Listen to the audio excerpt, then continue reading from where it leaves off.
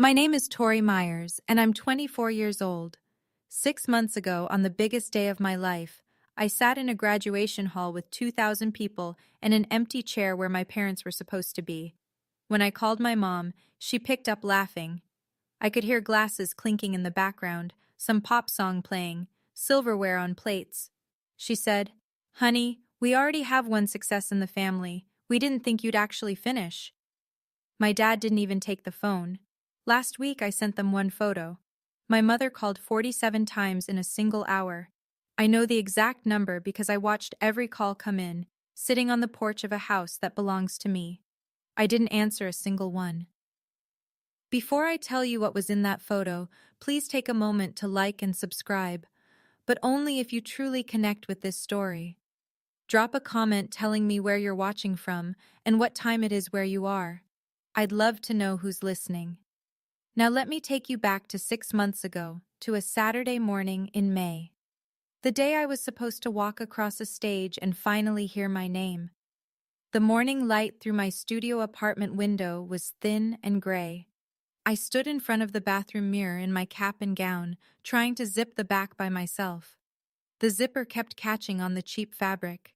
I finally used a wire hanger, hooking it through the pull tab, reaching behind my neck until it caught and slid up. I checked my phone. 3 messages to my mother over the past week, all about today. The first one, sent Monday, said, "Ceremony is Saturday at 10 a.m. I have 4 seats reserved."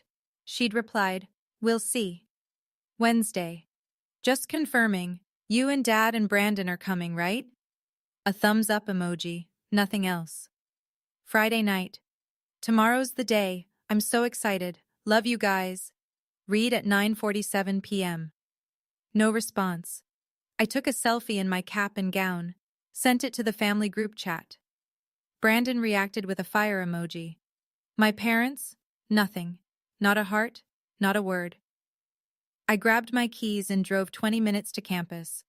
The parking lot was already filling up.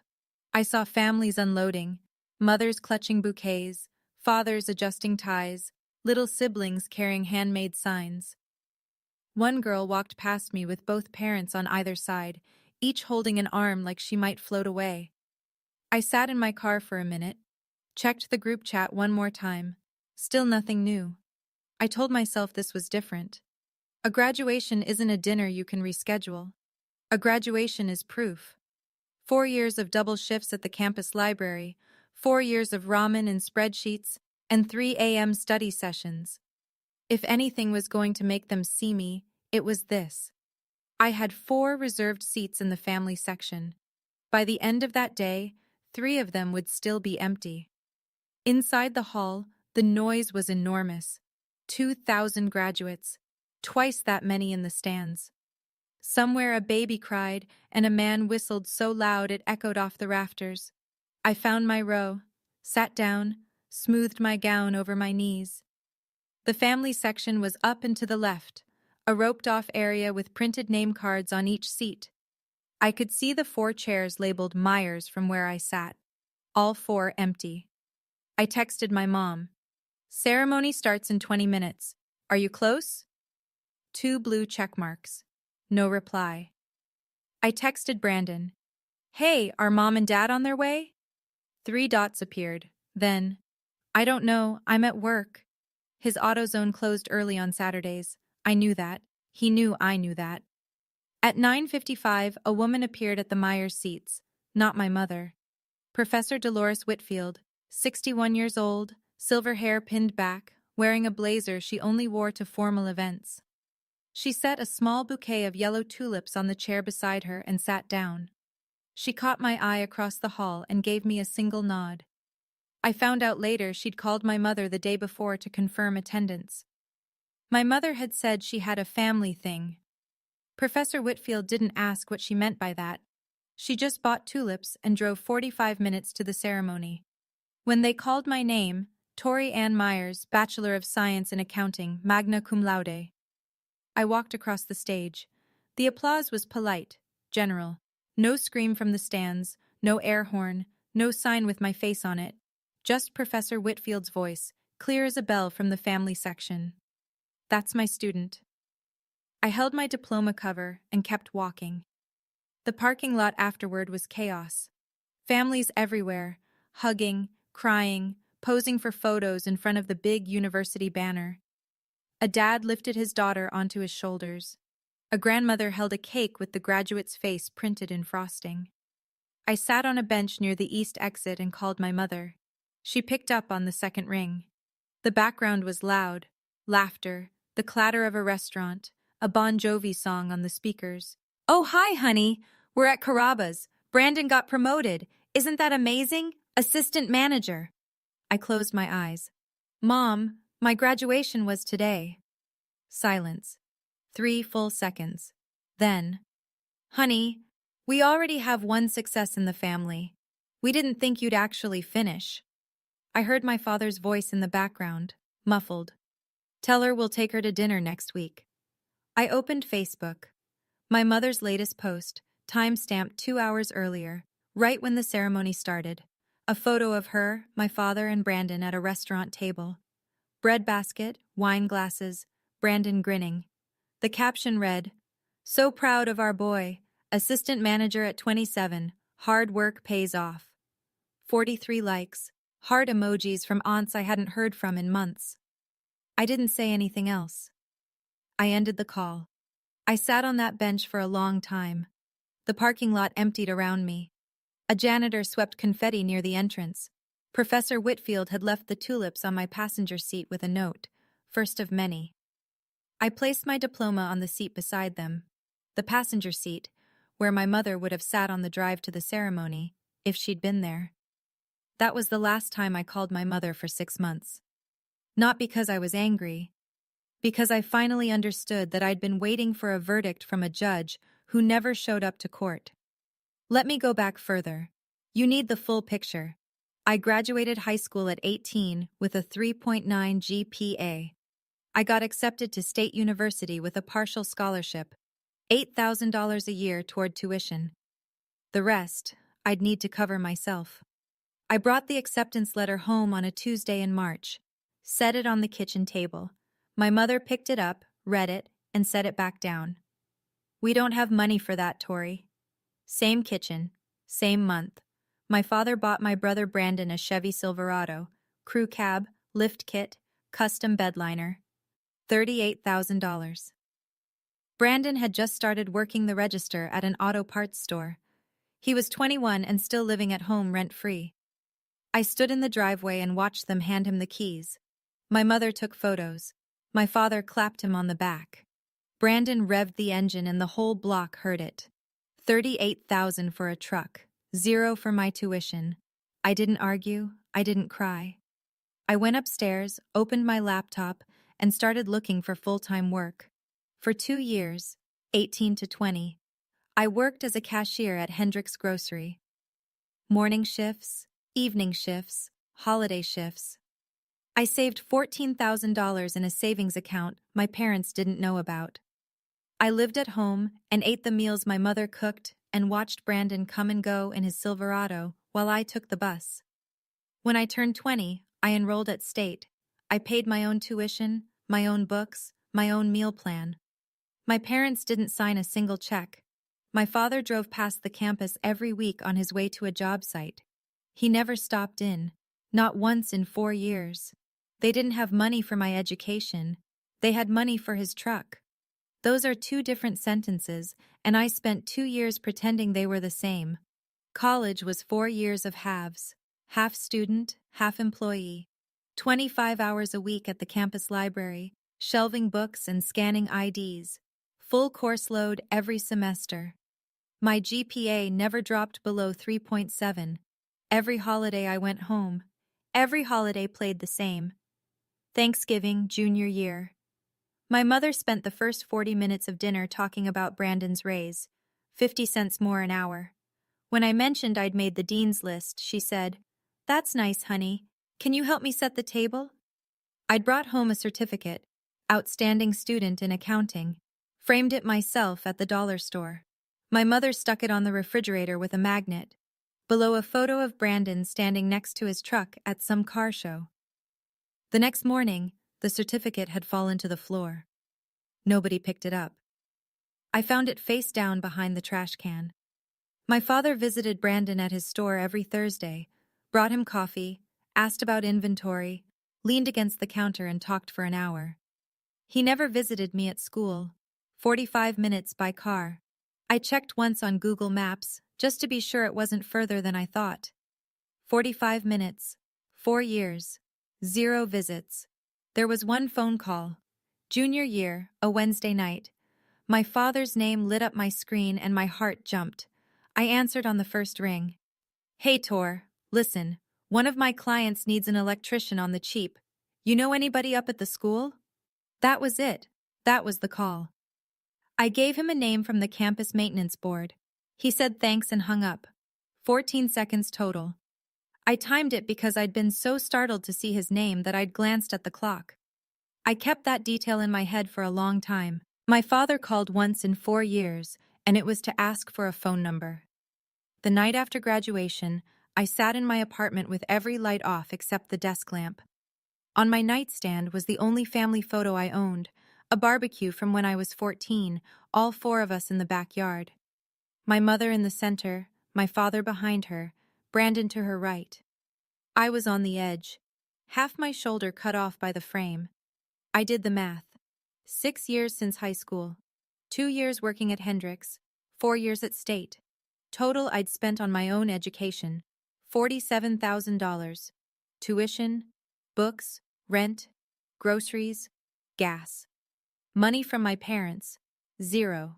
Money from relatives, 0. Scholarship, roughly $8,000 a year.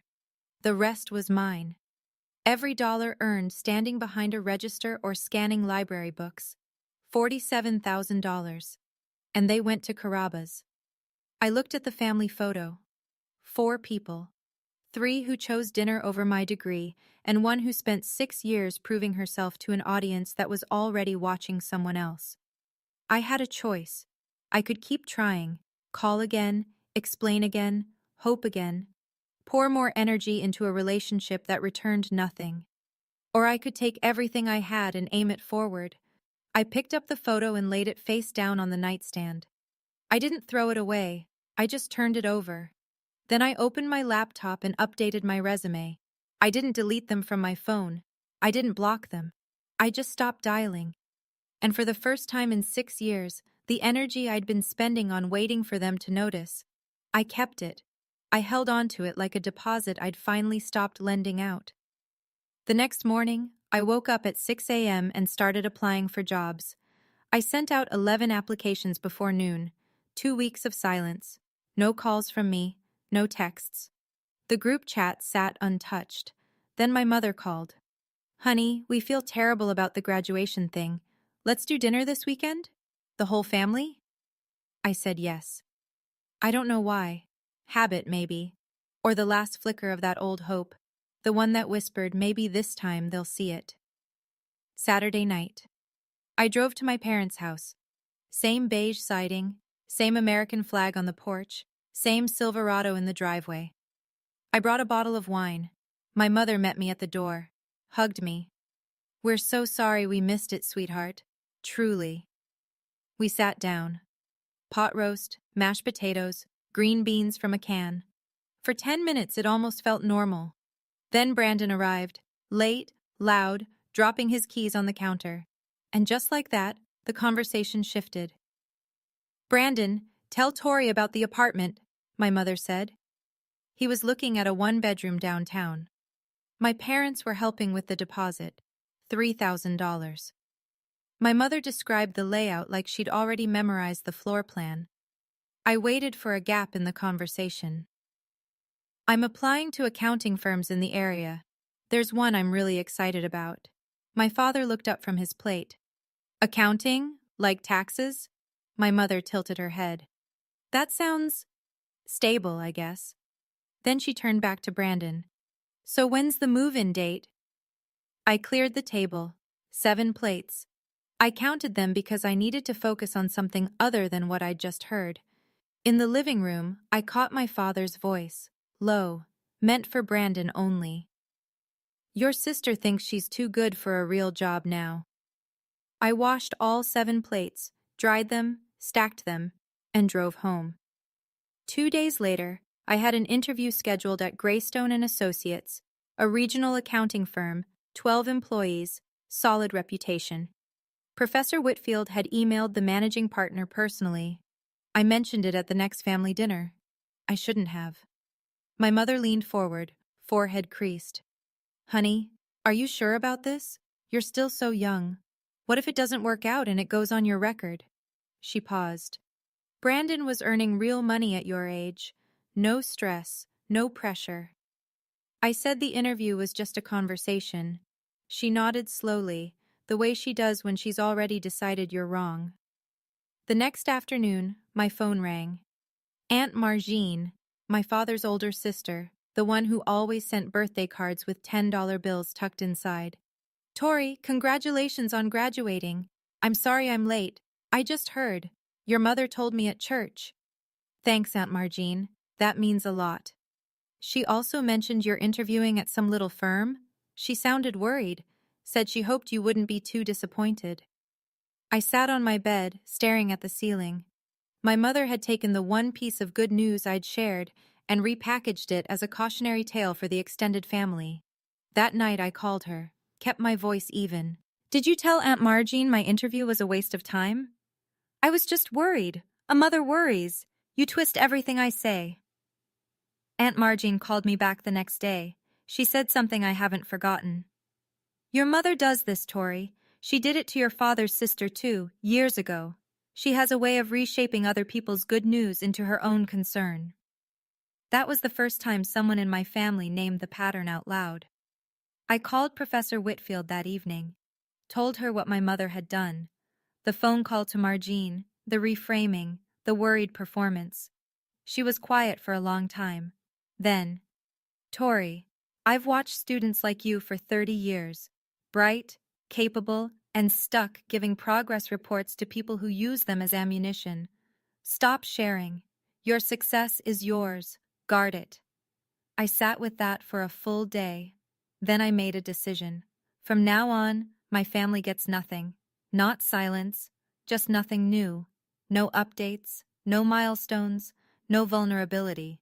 An information diet. I went to my interview at Greystone the following Tuesday. The office was in a converted Victorian house on Main Street. Oak floors, tall windows, a receptionist named Dana, who offered me coffee in a real mug. Margaret Greystone met me in her corner office. 63, silver reading glasses on a chain, framed CPA license from 1987. She'd built the firm from a one-room operation above a hardware store. She asked me the standard questions: experience, strengths, 5-year plan. Then she set her pen down. Why accounting? I'd rehearsed something about analytical thinking and career stability, but what came out was, because numbers don't play favorites. Margaret looked at me for 3 seconds, picked up her pen, wrote something in her notebook. I couldn't see what. We'll be in touch, Ms. Myers. I shook her hand and walked out into the sunlight on Main Street. My phone was in my pocket. For the first time in my life, something good had happened, and I didn't reach for it to call my mother. I drove home with the windows down. The air smelled like cut grass in the beginning of summer. I didn't tell anyone about the interview. I kept it mine. If you're watching this and you've ever had to hide your own success from your own family, not out of humility, but because you knew they'd find a way to use it against you, then you know exactly what that drive home felt like. And if this story is putting words to something you haven't said out loud yet, hit the like button so I know. Because the next part, that's where everything started to change. The call came on a Thursday. Dana from Greystone, the receptionist with the real coffee mugs. Ms. Myers, Margaret would like to offer you the staff accountant position, $58,000 a year, full benefits, starting in 2 weeks. I sat down on my kitchen floor. Not dramatically, my knees just did it on their own. I accept. I called Professor Whitfield first. She picked up on the first ring, like she'd been waiting. Don't thank me, she said. Thank your GPA. I'm thanking you anyway. Fine, but buy me coffee when you get your first paycheck. I called Cora next, my best friend since sophomore year. the only person who knew the full inventory of what my family had and hadn't done. She screamed so loud I had to hold the phone away from my ear. She ordered a pizza to my apartment from across town. Pepperoni and mushroom. Celebration protocol. That night, I sat on my couch with the pizza box open and my offer letter printed out on the coffee table. I looked at my phone. My mother's name in the contacts. My thumb hovered. This was the moment I'd been rehearsing for years. The proof. The objective, measurable evidence that I was worth something. A real job, a real salary, a real title. Surely now. I put the phone down. For the first time, a good thing happened, and I chose not to hand it to someone who would shrink it. That night, I opened Facebook. My mother had posted a new photo, the whole family at a weekend barbecue. Burgers, lawn chairs, Brandon flipping something on the grill. Caption: Nothing beats family time. The photo had 16 likes and a string of heart emojis. I wasn't in it. I hadn't been invited.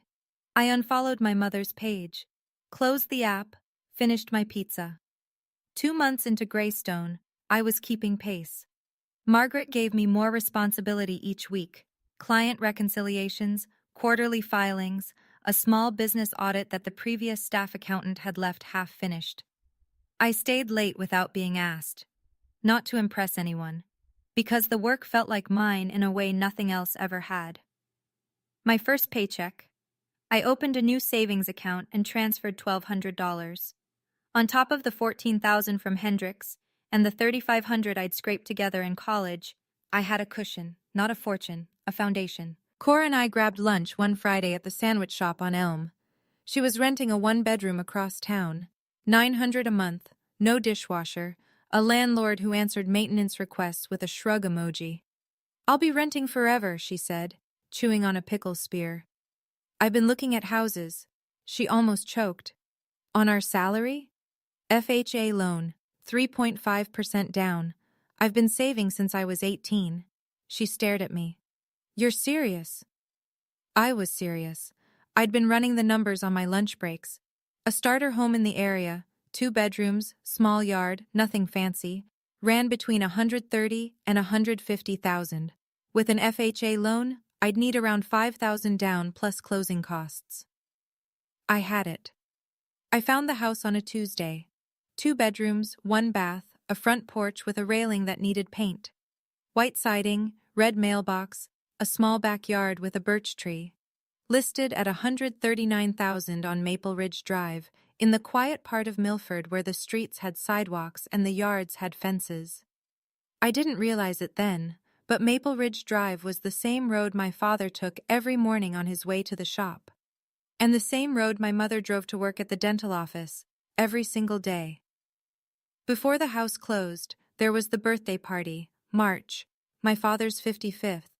My mother threw it at their house, folding tables in the backyard, coolers of beer, a sheet cake from the supermarket. Aunt Margene came, Uncle Rick, a handful of cousins, neighbors from the block. Maybe 20 people total. I hadn't been to the house in months, but it was my father's birthday, and some part of me, the stubborn arithmetic part that still believed in inputs and outputs, thought maybe I should show up. So I drove over with a bottle of Merlot and a card that said, "Happy birthday, Dad." My mother opened the door, looked me up and down. "Oh, you came. Not, 'I'm glad you're here.' Not, 'We missed you.' Just, 'Oh.'" I found a seat next to Aunt Margene, who squeezed my hand under the table and didn't let go for a full minute. After the burgers, my father stood up to say a few words. He thanked everyone for coming. He talked about family, about hard work, about what mattered. "And I'm especially proud of Brandon here," he said, lifting his beer. "Building his career, becoming a leader at that store. That's what this family is about. Rolling up your sleeves and getting it done." 20 people raised their drinks. I raised mine too, on reflex. He didn't say my name. Not once. Not a mention of my graduation, my degree, my job. Nothing. Aunt Margene leaned over. Her voice was barely a whisper. "He didn't even say your name." I kept my face still, took a sip of wine, set the glass down. And then Brandon opened his mouth, and I wished, with everything I had, that he hadn't. Brandon was 3 beers in, leaning back in his chair, grinning, riding the high of our father's toast. "Yeah," he said, loud enough for the whole table. "Dad taught me everything I know." Meanwhile, Tori spent 6 years learning how to use a calculator. Laughter. Not everyone, but enough. Uncle Rick chuckled. A neighbor smirked. My father shook his head with a half grin, the way men do when they think something's funny but won't say so. My mother didn't correct him. She smiled, soft, indulgent, the kind of smile you give a toddler who says something accidentally rude. Boys will be boys. Cousin Derek, Marjean's son, 2 years younger than me, quiet, built like a defensive lineman, sat across the table and said nothing. But his jaw was tight and his eyes didn't leave my face. I set my fork down. I looked at Brandon. I kept my voice level. 6 years of calculators, and a degree, and a job. You're welcome to visit my office if you want to see what I do with them. The table went quiet. Brandon's grin stiffened. Whoa, chill, Tor. It was a joke. My mother cut in immediately. Tori, don't ruin your father's birthday.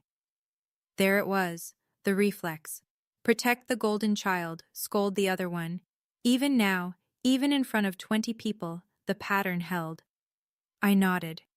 You're right. Happy birthday, Dad. I turned back to my plate. Aunt Marjean's hand found mine under the table again. She squeezed once, hard. I see you, she whispered. Don't you dare shrink. I didn't shrink. I finished my dinner. I helped clear the dessert plates. And then I left, quietly, through the side gate, before anyone could ask me to stay. I drove home with both hands on the wheel, gripping harder than I needed to. Not because I was sad, because I was clear. 6 years of moments played back in order. The certificate behind the trash can, the $0 contribution to my education, the Silverado in the driveway. We'll see. The thumbs up emoji. Carrabba's. We already have one success. Learning how to use a calculator. Don't ruin your father's birthday. Every line a tile in the same mosaic, and for the first time I could see the whole picture without squinting. At a red light on Route 9, I opened the family group chat, typed with one thumb. I won't be coming to family events for a while. I need space. Send. The light turned green. I drove. My phone rang before I'd gone 2 blocks. My mother. I pulled over, answered. What is wrong with you? Her voice was tight and high. It was a joke. You are overreacting, Tori. You always do this. I waited until she finished. Then I said calmly, like I was reading a closing statement. I'm not overreacting. I'm done performing for an audience that already decided I'm the understudy. I hung up. At home, I sat on the edge of my bed, opened my phone, settings, blocked contacts, Linda Myers, add, Gary Myers, add, Brandon Myers, add. 3 names, 7 seconds. I set the phone on my nightstand and lay back. The ceiling was white and blank and perfect. No noise, no group chat pinging, no mother calling to explain why my feelings were inconvenient. 3 months later, 6 months after graduation day, I'd sign my name on 47 pages of closing documents. But I didn't know that yet. All I knew was the silence in my apartment and how much it sounded like the beginning of something. Closing day was a Wednesday in November. The law office smelled like new carpet and printer toner. I wore my best blouse, the navy one I'd bought for my Greystone interview, and signed 47 pages. 47. I didn't plan the number. The universe just has a sense of rhythm sometimes. Cora sat beside me as my witness. Every few pages she'd lean over and whisper something. Homeowner Tori, or landlord Tori, or Tori who owns a mailbox. I kept shushing her, but I was smiling so wide my face ached.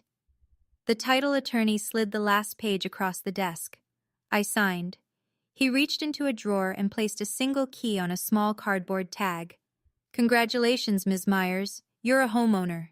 I held the key in my palm. It weighed almost nothing, but it felt like 6 years compressed into an ounce of brass. Cora drove behind me to the house. I pulled into the driveway, my driveway, and sat there for a minute. 2 bedrooms, 1 bath, a front porch with a railing I'd repaint in the spring. The sold sign still staked in the front yard, red letters against white.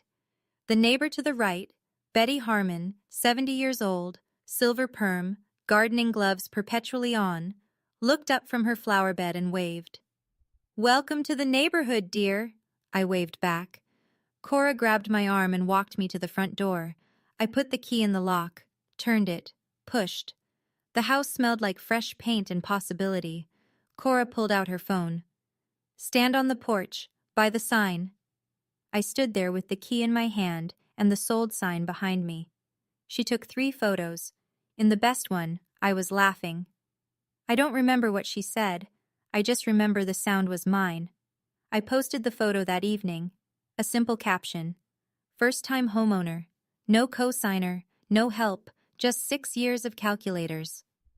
I'd blocked my parents and Brandon months ago. They wouldn't see it.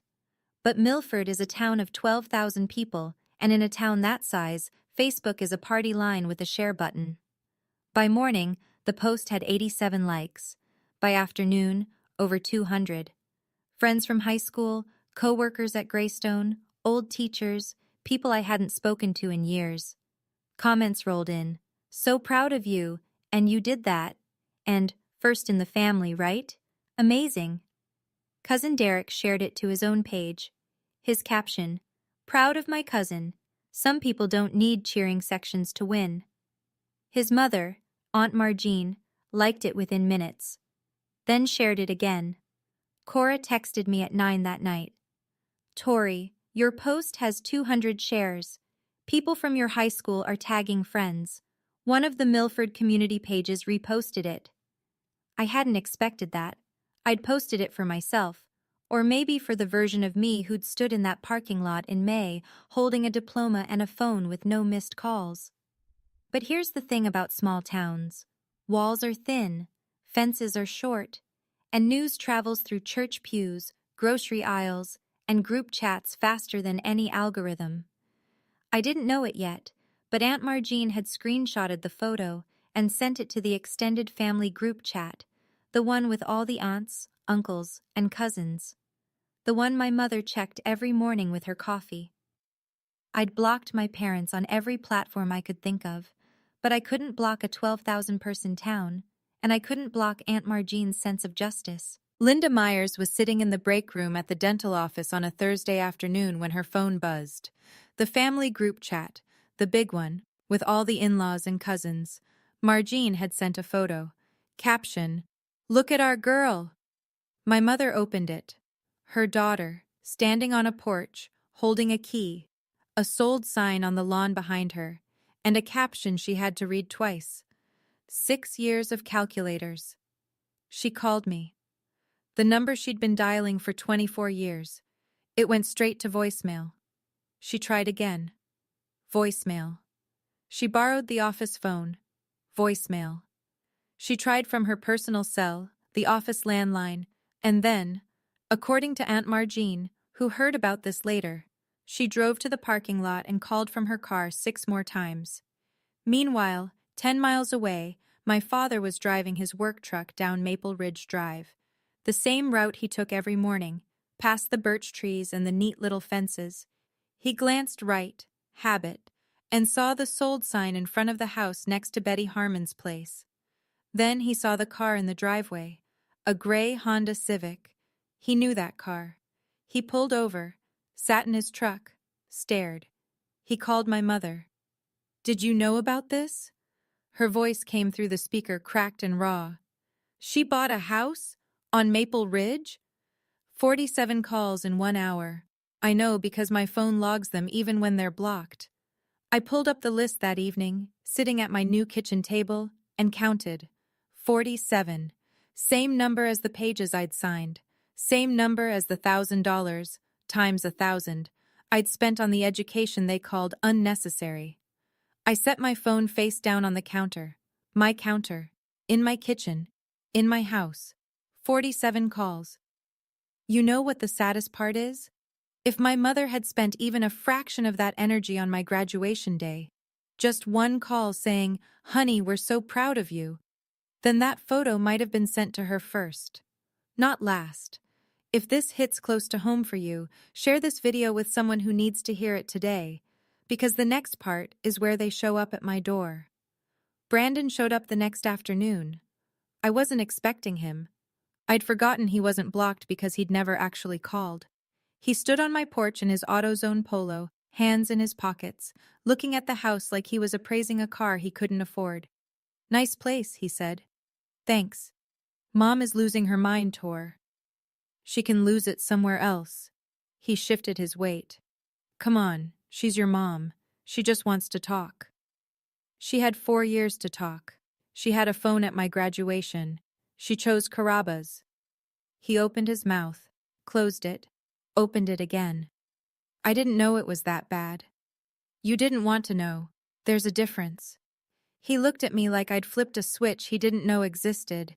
The golden child standing in the scapegoat's doorway, and for the first time, the math didn't add up the way he'd been taught. "I don't hate you," I said. "I don't hate them. But I'm done being the person who makes this family feel okay about how they treat me." He nodded, slow, like he was processing something heavy. Then he turned, walked back to his truck, and opened the door. I noticed it then, on the passenger seat, a paper bag from the grocery store. Inside, a small bouquet of yellow daisies and a card. I could read the envelope from where I stood. "Congrats on your new home." He'd bought them on the way over, drove here with them sitting right there, but he hadn't pulled them out, hadn't handed them to me. He'd come to deliver our mother's message instead of his own. He drove away with the flowers still on his seat. I went inside and closed the door. I didn't lock it, but I didn't leave it open either. 3 days later, I came home from work and found my mother sitting on my front steps. Betty Harmon was across the yard, watering her azaleas with her garden hose, watching without watching. My mother stood up. Her eyes were red. She was wearing the same blouse she wore to church. She must have come straight from somewhere public, which meant she'd been thinking about this all day. "You bought a house," she said. "And you didn't even tell me." I set my bag down on the porch railing. "I got into college and you didn't come. I graduated and you went to Carrabba's. Why would I tell you about a house?" "That's not fair. We were celebrating your brother." "You always are." She changed tactics. The shift was visible. Her posture straightened, her chin lifted, her voice climbed half an octave. "So this is how you repay me? After everything I sacrificed? I carried you for 9 months and this is what I get?" I stayed still. "You sacrificed? Mom, name one thing you paid for in my education. One textbook, one meal plan, $1. She opened her mouth, closed it, opened it again. Nothing came out. "That's what I thought." Her lip trembled. "You're punishing me." "No, I'm just living. And for the first time, I'm not waiting for you to notice." Betty turned off her hose. The yard went quiet. A car passed on Maple Ridge. Somewhere a dog barked. My mother stood on my porch, the porch I'd paid for, on the house I'd earned, on the street she drove every day. And for the first time in my life, she had no script. No redirect. No but Brandon. No a mother worries. Just silence, and the sound of her own argument collapsing under its own weight. My mother started to cry. Not the dramatic kind, the quiet kind, the kind where someone realizes the scene isn't going the way they rehearsed. I didn't step forward. I didn't step back. I stayed exactly where I was. "Mom, I don't want to fight. I don't want revenge. I want you to understand something." She looked up. "I am done earning a seat at a table that was never set for me." She wiped her eyes with the heel of her hand. Mascara smudged across her cheekbone. "What do you want me to do?" "I want you to go home, and I want you to think about why your daughter bought a house on the street you drive every single day, and you didn't even know." She stared at me. Then she turned and walked down the porch steps, slowly, like she was older than 52. She got to her car, opened the door, turned back. Your father saw the house. Monday morning. He pulled over. He sat in his truck for 10 minutes. I held her gaze. Then maybe he should think about why he sat in a truck instead of walking to the door. She got in, closed the door, sat there for a moment with her hands on the steering wheel. Then she backed out and drove down Maple Ridge toward home. Betty Harmon had stopped pretending to garden. She stood at the fence, hose coiled at her feet, watching the car disappear. You okay, sweetheart? Yeah, Betty, I'm okay. I went inside, closed the door, leaned my back against it, let out a breath I didn't know I'd been holding since May. I didn't cry. I just stood there in my hallway, and let the quiet settle around me like something I'd finally earned. In a town like Milford, you can't sneeze without someone offering you a tissue and telling 3 people about it. Within a week, the story had spread through every channel that matters in a small town. Facebook, the grocery checkout line, the church parking lot, the salon on Pine Street. Sunday morning. My mother walked into Grace Fellowship the way she always did. Pressed blouse, pearl earrings, practiced smile. She slid into her usual pew, 3rd row from the back. After the service, Dorothy Henderson, 74 years old, head of the women's ministry, a woman who collected gossip the way other people collected stamps, caught my mother near the coffee table. Linda, I saw your daughter bought a house on Maple Ridge. You must be so proud. Did you help with the down payment? My mother's smile didn't waver, but her eyes did. Oh, you know Tori. She's always been independent. Dorothy leaned in. My daughter mentioned you were at Carrabba's on her graduation day. Was that the celebration dinner afterward? The color left my mother's face. She set her coffee cup on the nearest table. Too hard, some splashed, mumbled something about needing to find my father, and walked to the parking lot. At my father's shop the same week, a regular customer named Dale dropped off a leaky faucet and said, Saw your girl on Facebook, Gary. Homeowner at 24. That's something. My father nodded once, kept his eyes on the pipe. Yeah, she's something. My mother stopped going to the Wednesday evening Bible study. She skipped the potluck. She started parking on the far side of the church lot, near the exit, so she could leave before anyone cornered her. For the first time in her life, the story people were telling about the Myers family wasn't the one she'd written. The following week, Brandon sat at our parents' kitchen table for Tuesday dinner. Same table, same pot roast, same green beans. But the room felt different. My mother barely spoke. She stared out the window at the backyard where the birthday party had been. My father chewed in silence, eyes on his plate. Brandon set his fork down. So, are we just not going to talk about it? My mother's voice was flat. Your sister made her choice. Brandon looked around the table. 3 place settings. The 4th chair, my chair, sat empty at the end, pushed in tight against the table like someone had tried to pretend it wasn't there.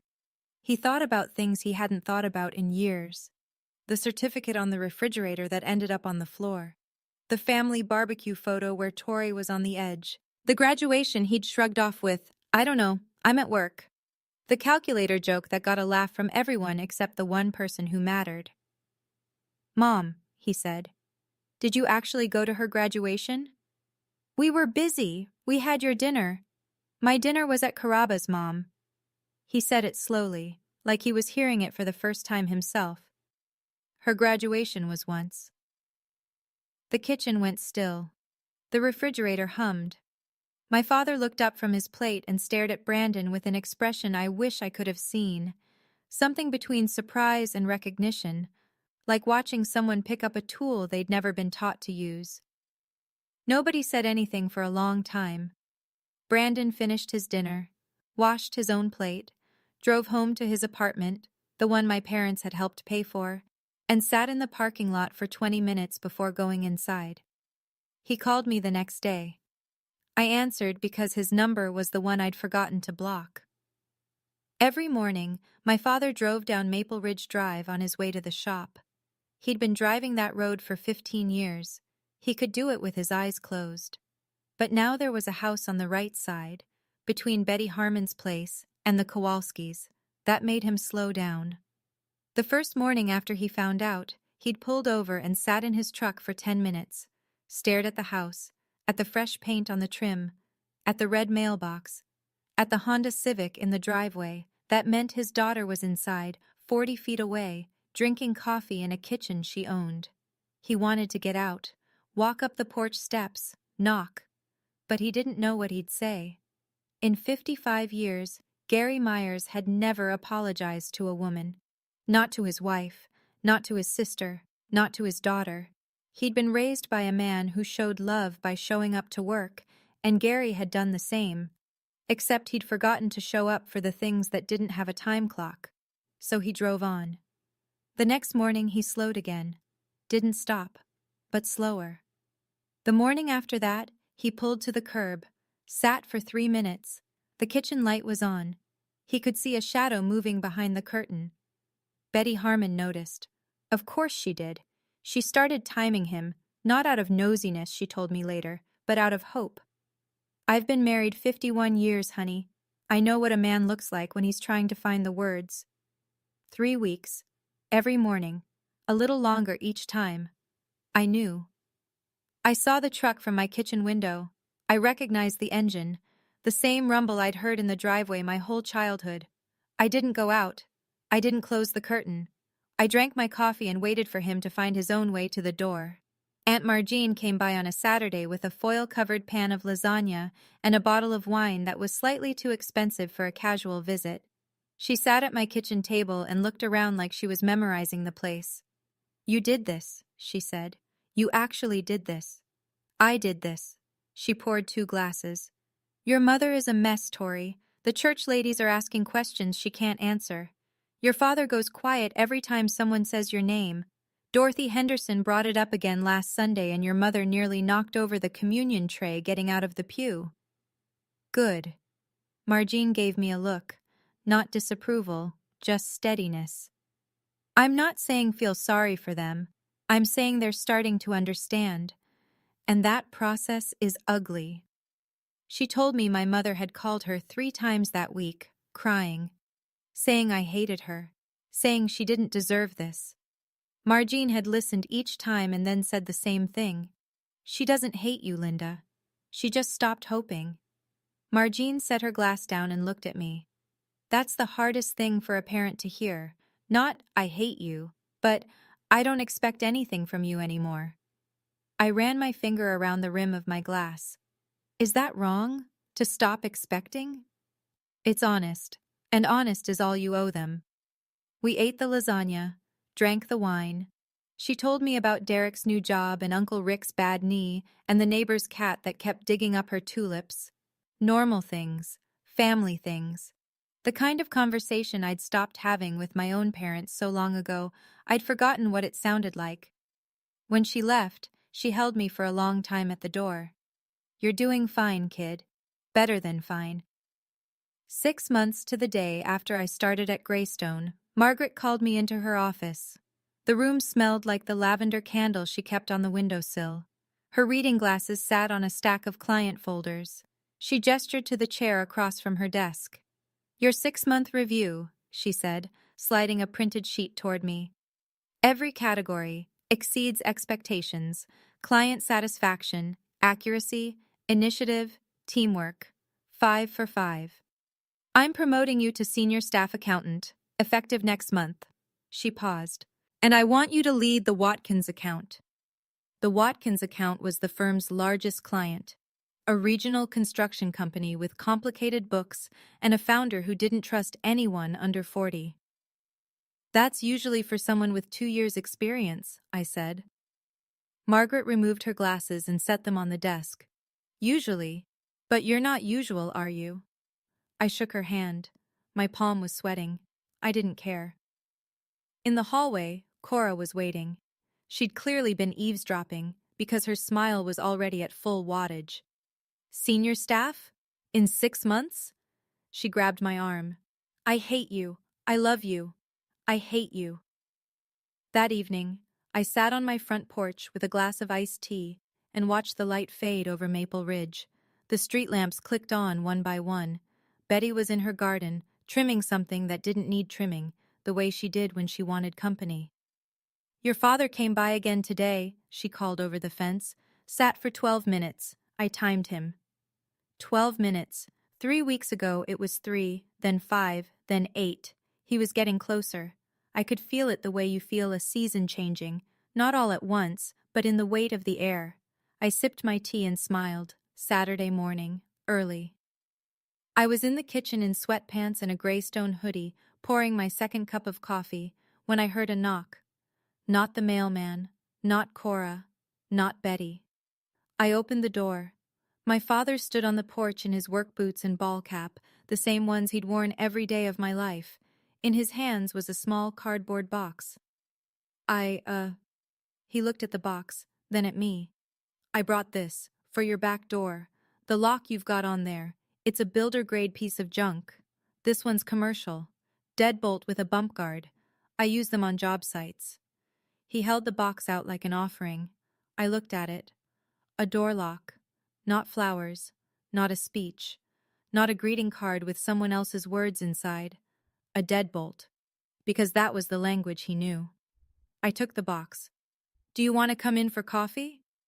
He stepped inside, took off his cap, held it in both hands. His eyes moved around the kitchen. The white cabinets, the small window over the sink, the framed degree on the wall above the breakfast nook. He stopped, stared at the frame. I watched his face do something I'd never seen it do in 24 years. His chin tightened. His throat moved. That's your degree? That's my degree, first one in the family. He nodded, kept nodding, like he couldn't stop. His eyes were wet. He didn't cry. Gary Myers doesn't cry, or at least he never has where anyone can see. But he was close, closer than I'd ever seen him. I should have been there, he said. At your graduation. I should have been there. No excuses, no redirect, just the truth, laid out plain. Yeah, I said. You should have. He drank his coffee. Then he spent 40 minutes installing the deadbolt on my back door without being asked. That was his, I love you. And for the first time, I let it be enough. That's where things stand now. My father comes by on Saturday mornings. He brings his toolbox. Last week it was a leaky faucet under the bathroom sink. The week before, he rehung the closet door that kept sticking. He doesn't say much. He doesn't need to. He fixes things. That's his language, and I'm learning to hear it. My mother hasn't come back. She sends messages through Aunt Margene. Tell Tori I miss her. I haven't blocked those messages. I read them, but I haven't responded. Not yet. The door isn't locked, but she hasn't tried the handle.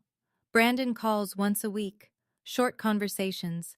He asks about work, about the house, about whether the birch tree in the backyard is dying. For the first time in 27 years, he's asking questions he actually wants the answers to. I don't know what happens next. I don't know if my mother will ever sit on this porch and say the words I spent 6 years waiting to hear. Maybe she will. Maybe she won't. But I've stopped making my peace conditional on her participation. Here's what I know. I am 24 years old. I have a degree on my wall, a promotion on my desk, and a mortgage in my name. I have a porch with a railing I repainted last weekend, white, like the siding, because I like things clean and simple. I have a neighbor named Betty, who times my father's visits and reports back like a gentle surveillance system. I have a best friend who ordered pizza the day I got hired and screamed so loud I went temporarily deaf in one ear. I have a life I built with the same hands that zipped up my own graduation gown with a wire hanger. I didn't need them to see my value. I needed to stop discounting it myself. And 47 pages, 47 calls, and 6 years of calculators later, I'm finally in the black. Thank you for staying until the very end. If you've ever sat at a ceremony, a birthday, a moment that mattered, and looked at an empty chair where someone was supposed to be, then I wrote this story for you. You deserve to be seen. If you want to hear more stories like this one, check out the next video I've linked in the description. It's about another woman whose family chose to look the other way. And if you haven't subscribed yet, hit that button, but only if you truly want to.